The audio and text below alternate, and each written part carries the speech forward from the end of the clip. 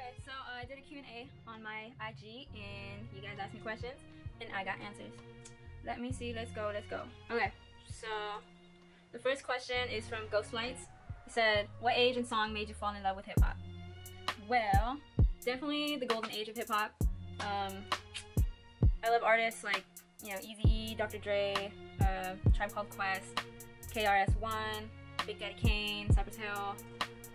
A little bit more West Coast than the East Coast, but it's kind of hard to pick one song. Definitely there's too many dope songs. Well, for sure, NWA, freaking Express Yourself. I thought that song was like really dope how it came out. From the Beastie Boys, No Sleep Till Brooklyn. That one, or Brass Monkey. I freaking love Whoop Whoop. That's the sound of the police. Whoop Whoop. That one, and probably Stop Frontin'. That was a dope song. Tribe Called Quest, The Scenario. That song was freaking awesome.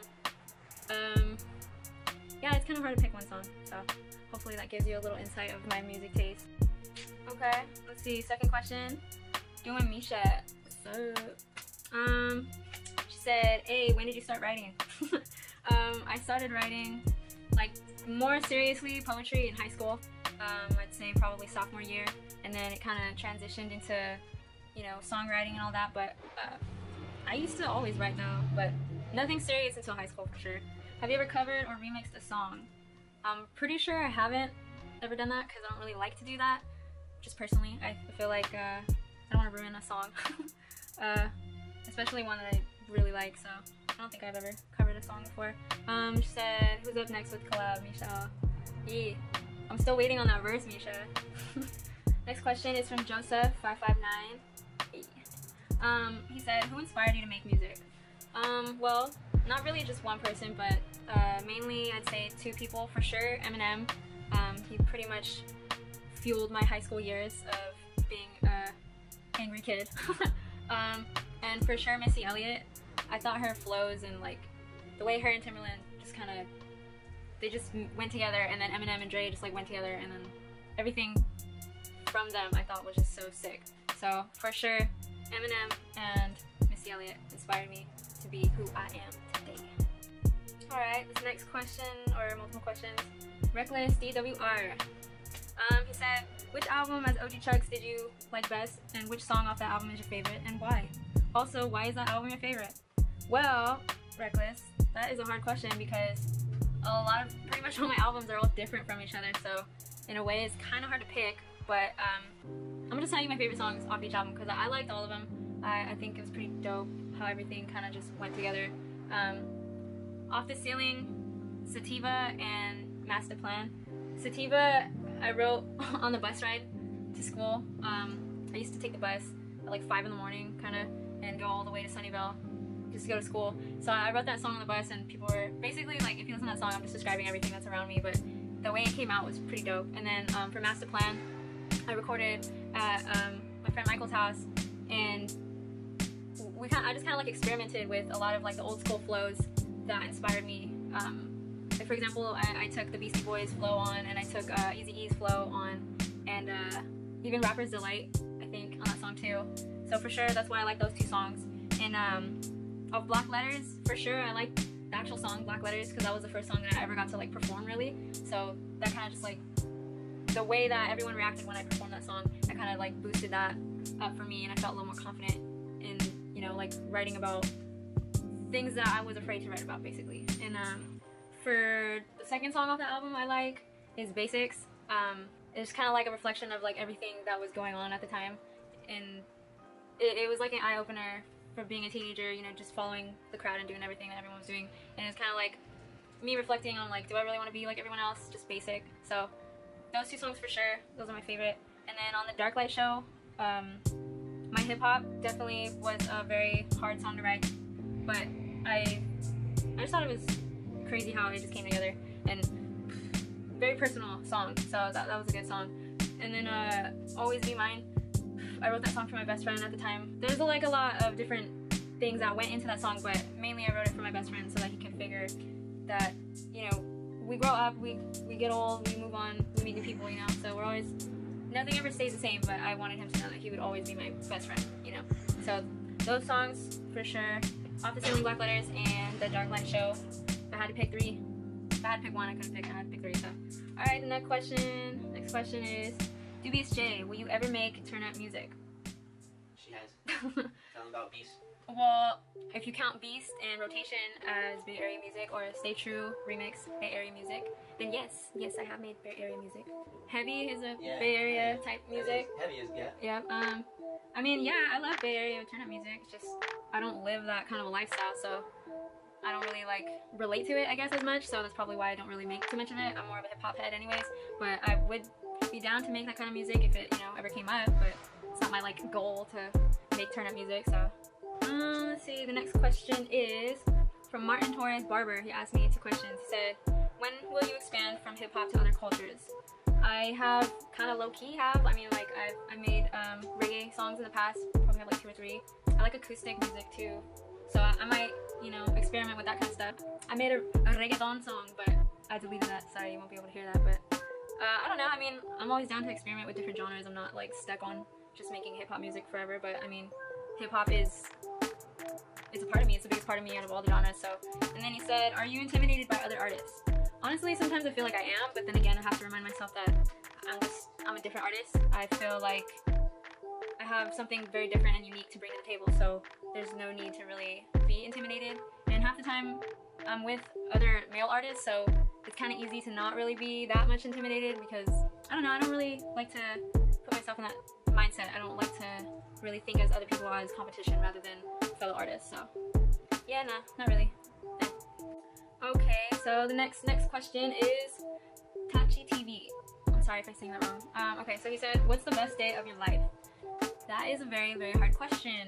I mean, I'd have to say for sure all the times that I performed, those were the best times of my life because I got to like meet different people and connect with them and relate and inspire people. So I'd say the best times of my life would be when I was performing live. Second question he said, do you have advice for new artists?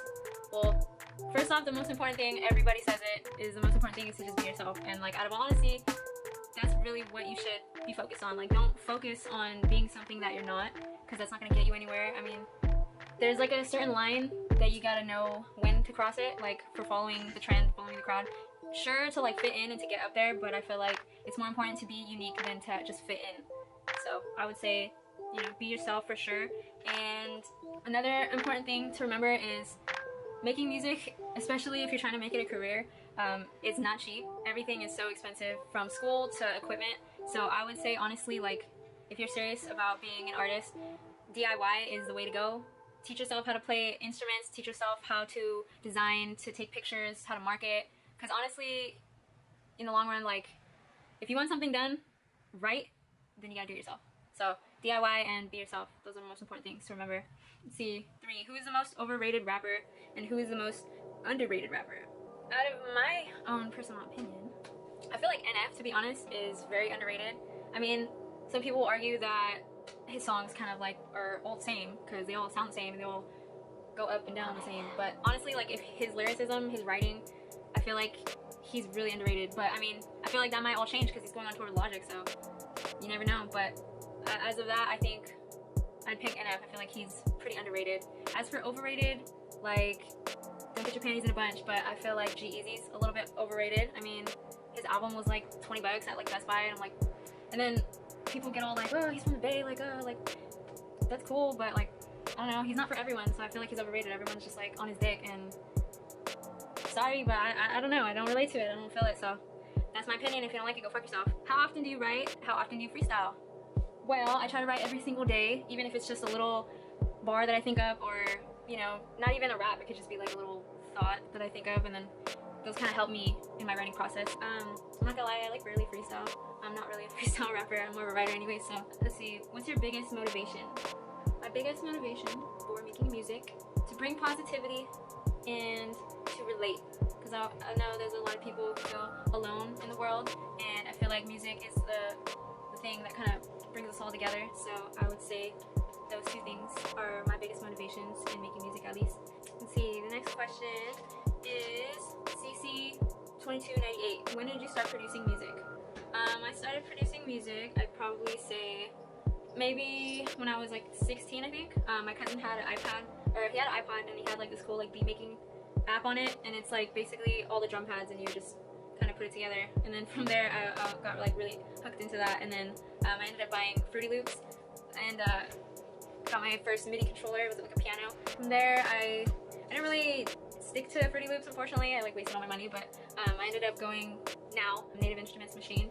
It's so sick. But I didn't start like actually rapping on my own beats until I'd say probably 2014. So I started making beats probably around 2012ish, and then I didn't actually like get on my own beats until like 2014, which is kind of weird, but I was pretty like insecure about my beats. I like to keep it just like my own secret hobby. Last question is from Justin V47. Where does your heart reside? My heart resides in music, God, California state parks, my bae, and my cat, and my family. My heart resides everywhere, you know? I don't know. No, not everywhere. My heart resides in the ocean with Titanic and all the icebergs. Okay, here are the next set of questions that are to be remained anonymous. Where do you see yourself in 5 years?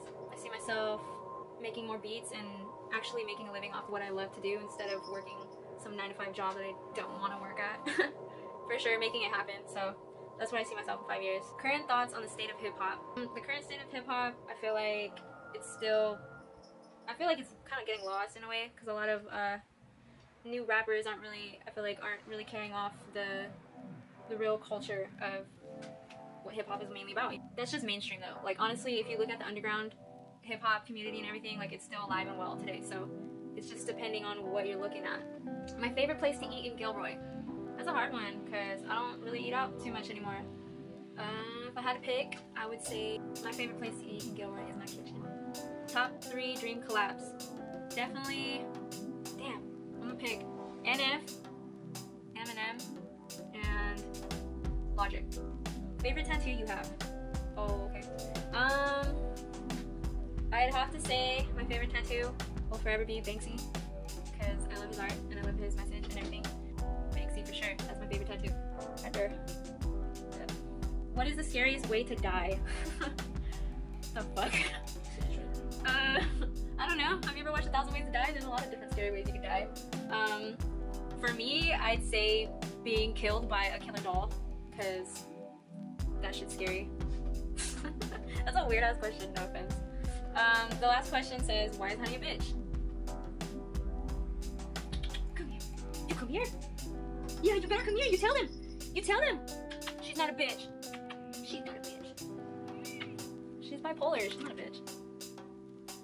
Anyways, well, that's my Q&A video. Thank you to everyone who commented and submitted a question, and I really appreciate it. I hope I answered your questions. Make sure you guys check out my album, Silent Thoughts. It's available on Spotify, Bandcamp, SoundCloud, AudioMac, Pandora, iTunes. I do have a few hard copies still. Make sure if you do want to get a hard copy, get it while I have it, because they're not going to ever exist again. I'm going to try to do USBs or online now. That's it, I don't know. Peace, love. See you guys later.